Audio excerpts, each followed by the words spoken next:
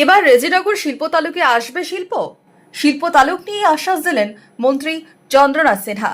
শুক্রবার বহরমপুর জেলা পরিষদের অডিটোরিয়ামে ক্ষুদ্র ছোট মাঝারি শিল্পের সিনার্জির উদ্বোধন করেন তিনি।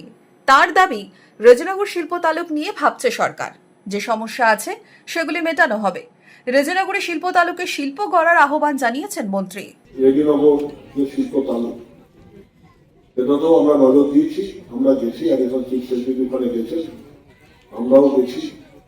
কিছু কিছু অসুবিধা আছে, সেগুলো আমরা চেষ্টা করছি যে ডিএম সাহেবকে নিয়ে সেই সমস্যার সমাধান করে আরো ভালোভাবে আপনাদের সামনে তুলে ধরা, এবং আপনারা আসুন, ওখানে করুন, শিল্প তালুকের শিল্প করুন এবং আপনাদের সুবিধা।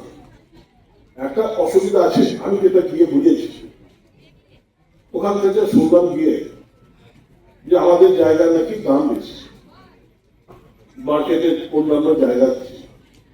এটা বেসিক্যালি ভুল ধারণা। আশ্বাস মিলেছে এমএসএমই ও টেক্সটাইল দপ্তরের অ্যাডিশনাল চিফ সেক্রেটারি রাজেশ পান্ডের কাছ থেকেও।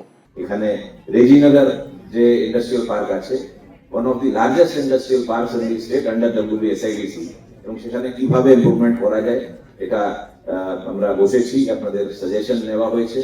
এবং আমি একটু আগে এমআইসিকে জানাচ্ছিলাম যে আমাদের যে মিটিং হয়েছে সেখানে কি বলতে হবে, ওনাকে অবগত করিয়েছি। এবং এর সঙ্গে এখানে ট্যুরিজমের উপরে বিরাট পসিবিলিটি আছে, যেটা আপনাদের মিটিং থেকে সাজেশন এসেছে। আশ্বাসে কি আসবে শিল্প? আশায় বুক বাঁধছে মুর্শিদাবাদ। যদিও 2008 থেকে 2025 কোনো বড় শিল্প গড়ে ওঠেনি মুর্শিদাবাদের রেজিনগর শিল্প তালুকে। একমাত্র স্টিল কারখানা ছাড়া সেরকম কোনো শিল্পই গড়ে ওঠেনি। এর আগে মঙ্গলবার রেজিনগর শিল্প তালুক পরিদর্শন করেন জেলা শাসক নিতিন সিংহানিয়া। এবার মুর্শিদাবাদের সিনার্জি থেকে আশ্বাস দিলেন মন্ত্রী। Bureau report, imagine community media.